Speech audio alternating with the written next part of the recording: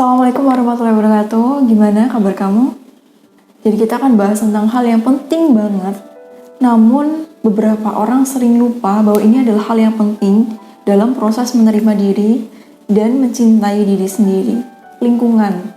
Menurut kamu, lingkungan sepenting apakah peran lingkungan dalam proses kamu dalam menerima dan juga mencintai diri sendiri? Lingkungan ini jadi punya peran yang sangat penting dalam proses kita menerima diri sendiri ataupun berusaha untuk bertumbuh menjadi lebih baik lagi. Jadi contohnya seperti ini, kamu pengen menurunkan berat badan, namun di kelompok pertemanan kamu itu teman-teman kamu tidak ada niat seperti itu. Mereka mikirnya kayak gini, ya udahlah hidup cuma sekali aja, ngapain diet segala, ngapain hemat-hemat. Makan ya makan aja, itu nanti dipikir belakang, ibaratnya seperti itu.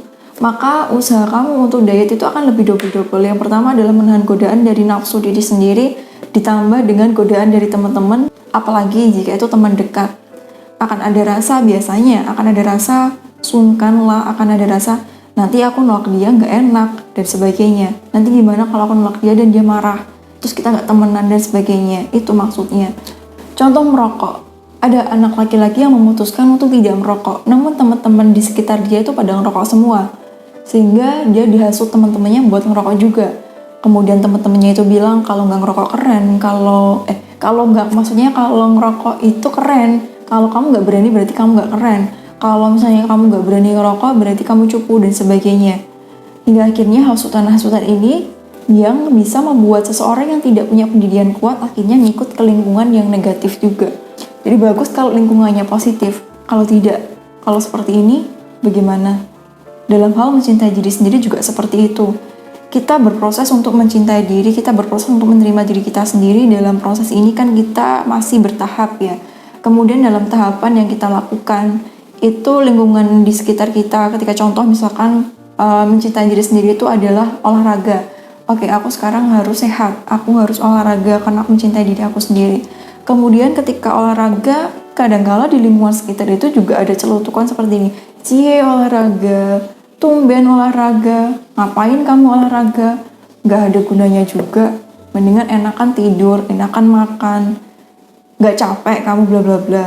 Nah kata-kata seperti ini juga akan mempengaruhi seseorang yang sedang berproses untuk mencintai diri sendiri dengan cara membuktikan olahraga tadi juga bisa kehasut. Makanya kita perlu memilih lingkungan yang baik buat kita, lingkungan yang baik untuk pertumbuhan diri kita dalam proses kita menerima diri sendiri juga. Jadi ada kalimat seperti ini, kamu adalah 5 orang yang sering kamu habiskan waktu bersama mereka. Di lingkungan kita itu penting banget. Jadi sesuai dengan hadis Rasulullah SAW dalam hadis riwayat Bukhari yang beliau sebutkan, bahwa seseorang yang berteman dengan orang yang saleh dan orang yang jelek bagaikan berteman dengan pemilik minyak wangi dan pandai besi.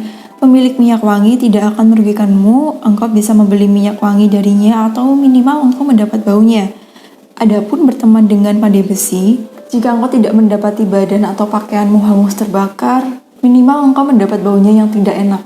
Makanya lingkungan itu penting banget buat pertumbuhan kita, lingkungan itu penting banget untuk proses dalam menerima diri sendiri, dan itu alasannya kenapa kita juga bikin komunitas Love Yourself. Untuk kamu yang ingin gabung, linknya ada di description box.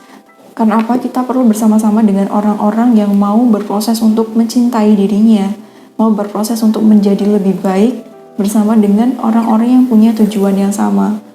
Kalau kamu saat ini menyadari kamu bersama dengan lingkungan yang toksik, teman yang toksik misalnya, kamu sedang berusaha untuk menjadi lebih baik, untuk menerima diri sendiri, namun mereka kayak bikin down aja gitu dengan perkataan-perkataan mereka. Alah, emangnya kamu bisa? Ketika kamu punya impian tertentu, kamu coba cerita ke teman kamu dan respon mereka itu menjatuhkan. Kadang-kala tidak perlu dengan kata yang kasar, kata yang halus seperti ini yang kesannya mendukung. Misalnya, aduh saran aku sih, kamu menerima apa adanya kehidupan ini aja. Kalau misalkan terlalu mimpi tinggi, takutnya kamu nanti kecewa. Nah, misal seperti itu juga termasuk kata yang toksik. Karena tidak ada yang salah dalam bermimpi. Setiap orang itu punya hak untuk bercita-cita ingin menjadi apapun yang dia inginkan. Malah setinggi mungkin itu bagus. Jadi teman yang baik, teman yang suportif itu ketika temannya punya cita-cita dan juga impian, dia mendukung, memberikan support kepada temannya dengan mengizinkan temannya untuk belajar juga, nggak diajak main terus seperti itu.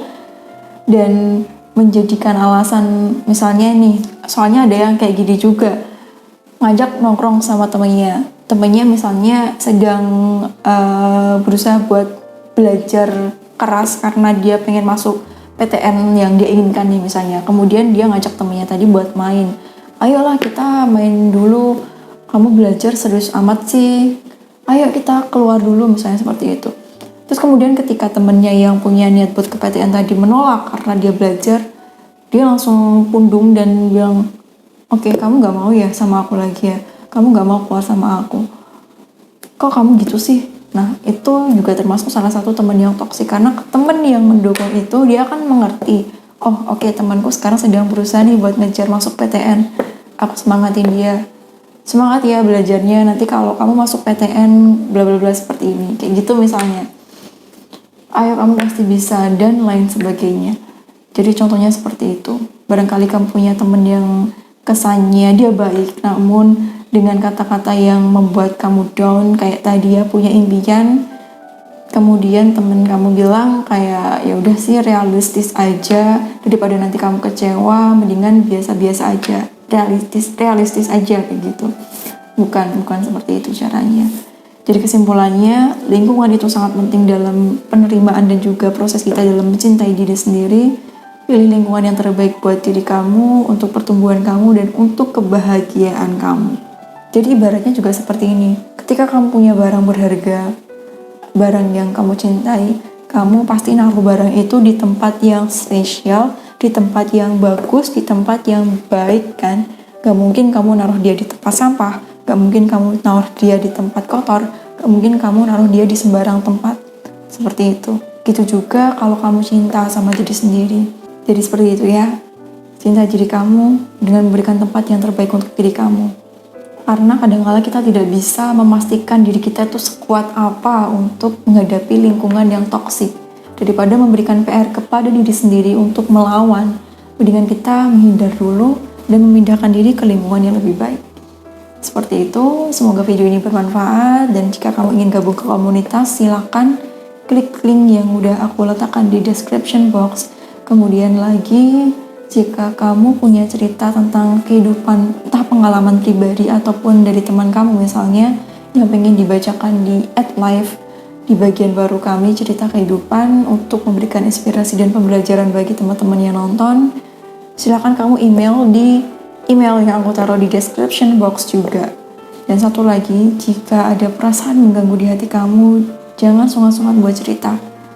Kamu bisa DM ke Instagram @yourlife yang linknya juga aku taruh di description juga. Jadi seperti itu. Terima kasih.